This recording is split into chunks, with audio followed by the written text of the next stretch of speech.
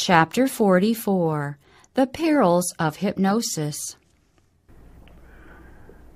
A warning to physicians employing hypnotic methods.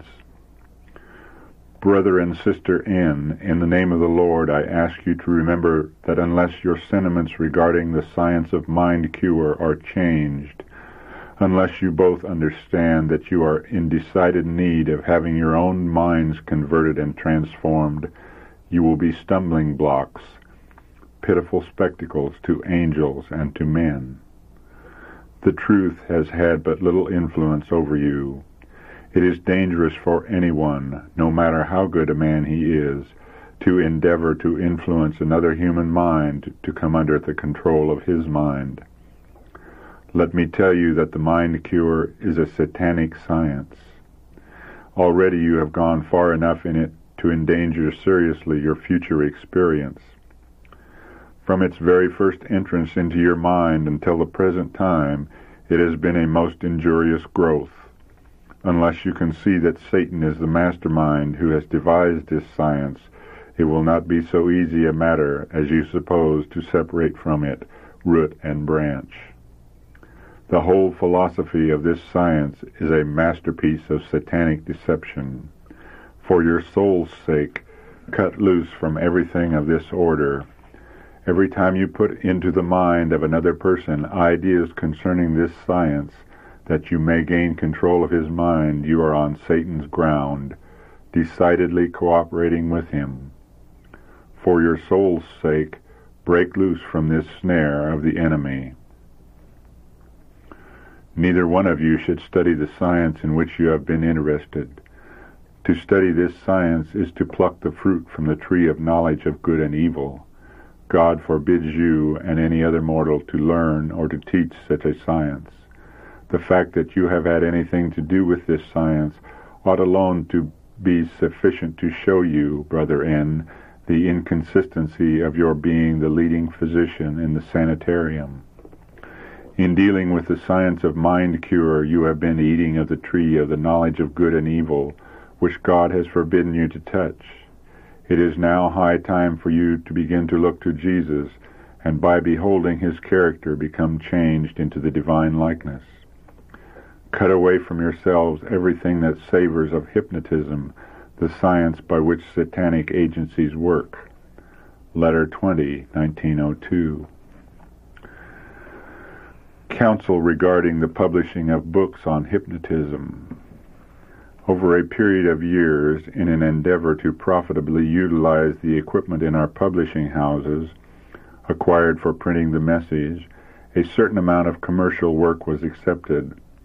There came a time when, among other items, copy of a detrimental character was accepted for publication. Reference to this sad experience is made in Testimonies, Volume 7, pages 164 through 168. And in the following item dealing with the publication of literature on hypnosis, the compilers. Shall its managers consent to be the agents of Satan by publishing books dealing with the subject of hypnotism? Shall this leprosy be introduced into the office? Satan and his agents have been and are working diligently. Will God give his blessing to the publishing houses if they accept the deceptions of the enemy? Shall the institutions which have been kept before the people as holy unto the Lord become schools in which the workers eat the fruit of the forbidden tree of knowledge? Shall we encourage Satan in his stealthy entrance into the citadel of truth to deposit his hellish science as he did in Eden? Are the men at the heart of the work men who cannot distinguish between truth and error? Are they men who cannot see the terrible consequences of giving influence to wrong? If you should gain millions of dollars by work of this kind, of what value is this gain when compared with the terrible loss that is incurred by giving publicity to Satan's lies? By making it possible for the world to say that books containing errors were published at the Seventh-day Adventist Publishing House, to be scattered broadcast to the world. Awake and realize that your presses have published the devil's lies. Let the men who know the truth act like wise men, placing the whole weight of their influence on the side of truth and righteousness.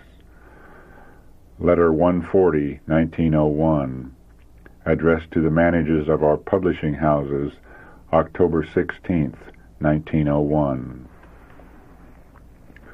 Sciences pertaining to the mind. In these days, when skepticism and infidelity so often appear in a scientific garb, we need to be guarded on every hand. Through this means, our great adversary is deceiving thousands and leading them captive according to his will. The advantage he takes of the sciences which pertain to the human mind, is tremendous. Here, serpent-like, he imperceptibly creeps in to corrupt the work of God. This entering in of Satan through the sciences is well devised. Through the channel of phrenology, psychology, and mesmerism, he comes more directly to the people of this generation and works with that power which is to characterize his efforts near the close of probation. The minds of thousands have thus been poisoned and led into infidelity. While it is believed that one human mind so wonderfully affects another, Satan, who is ready to press every advantage, insinuates himself and works on the right hand and on the left. And while those who are devoted to these sciences laud them to the heavens because of the great and good works which they affirm are wrought by them, they little know what a power for evil they are cherishing. But it is a power which will yet work with all signs and lying wonders, with all deceivableness of unrighteousness. Mark the influence of these sciences, dear reader, for the conflict between Christ and Satan is not yet ended. Neglect of prayer leads men to rely on their own strength and opens the door to temptation. In many cases, the imagination is captivated by scientific research, and men are flattered through the consciousness of their own powers. The sciences which treat of the human mind are very much exalted. They are good in their place, but they are seized upon by Satan as his powerful agents to deceive and destroy souls. His arts are accepted as from heaven, and he thus receives the worship which suits him well. The world, which is supposed to be benefited so much by phrenology and animal magnetism, never was so corrupt as now. Through these sciences, virtue is destroyed, and the foundations of spiritualism are laid. The Signs of the Times, November 6, 1884. How to be preserved from deceptive influences.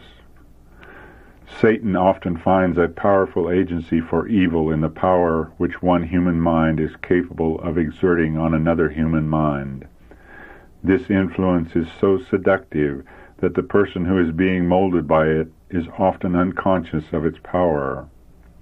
God has bidden me speak warning against this evil, that his servants may not come under the deceptive power of Satan. The enemy is a master worker, and if God's people are not constantly led by the Spirit of God, they will be snared and taken. For thousands of years, Satan has been experimenting upon the properties of the human mind, and he has learned to know it well. By his subtle workings in these last days, he is linking the human mind with his own, imbuing it with his thoughts, and he is doing this work in so deceptive a manner that those who accept his guidance know not that they are being led by him at their will. The great deceiver hopes so to confuse the minds of men and women that none but his voice will be heard.